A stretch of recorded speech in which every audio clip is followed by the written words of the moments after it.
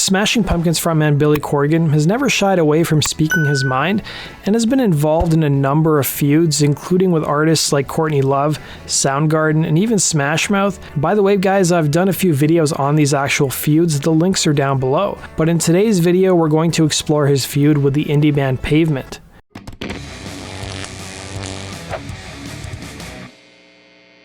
The indie rock band Pavement never anticipated the reaction they get from Corgan when frontman Stephen Malkmus wrote the lyrics to the song Range Life, where he take aim at the Smashing Pumpkins.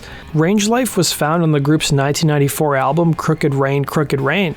The lyrics go as follows: "Out on tour with the Smashing Pumpkins, nature kids, they don't have no function," adding, "I don't understand what they mean, and I could really give it F."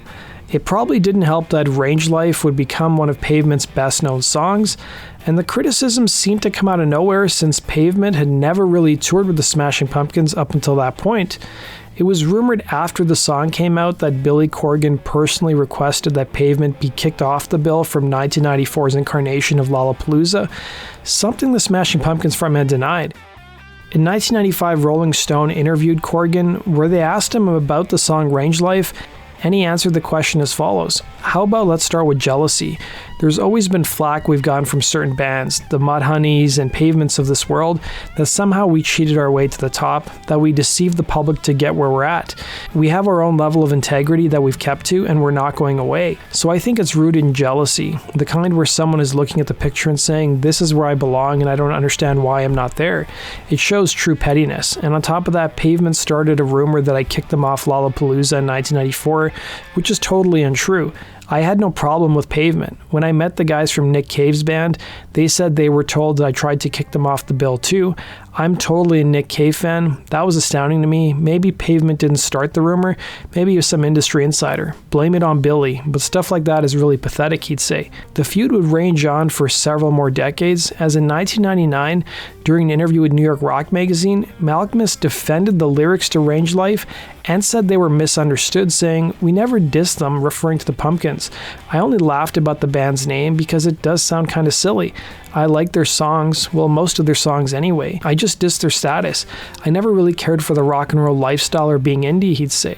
Then in 2007, Malkmus tried to clear the air during an interview with Oregon Live, where he said the lyric was really a tribute to how big the Smashing Pumpkins were at the time, referring to the song like, and I quote, "reading the headlines," and calling the lyric, and I quote, "a backhanded compliment." In an interview with Feud, Corgan, as in 2010, after learning Pavement would be sharing the same festival bill as Smashing Pumpkins, he took to Twitter to say the following: "Just found out that Smashing Pumpkins is playing with Pavement in Brazil. It's going to be one of those New Orleans type funerals. I say that because they represent the death of the alternative dream, and we follow the affirmation of life part. Funny how those who pointed the big finger of sellout are the biggest offenders now," he would write. The whole idea of not selling out was a big deal for artists of the grunge era, and an article from MTV would actually back Pavement and defend the group, while also taking a shot at the Smashing Pumpkins, saying Pavement stayed ultra indie until the end, while Corgan's Smashing Pumpkins were considered sellouts because they made big sounding music that was all over radio and MTV.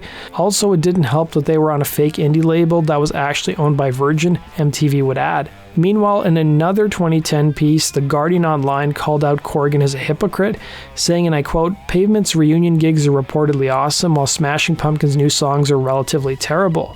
Fast forward 8 years now, and Smashing Pumpkins announced a reunion tour with their classic lineup, but the only problem was, it wasn't a full reunion. Corgan was still in a nasty feud with bassist Darcy Wretzky at the time, so she would sit out of the reunion. Malkmus would weigh in on the reunion in 2018 and tell Spin Magazine how he compared it to the situation that Fleetwood Mac was in, with guitarist Lindsey Buckingham saying, "The numbers will be out there. As soon as there's a hint that Fleetwood Mac's not selling well, you'll hear about it.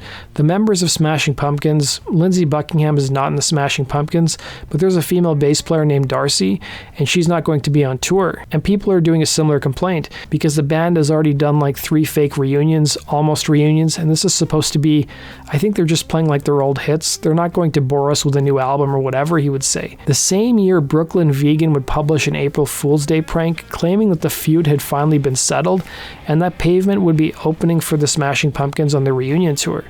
That does it for today's video, guys. Thanks for watching. Be sure to like button and subscribe, and we'll see you again on Rock and Roll True Stories. Take care.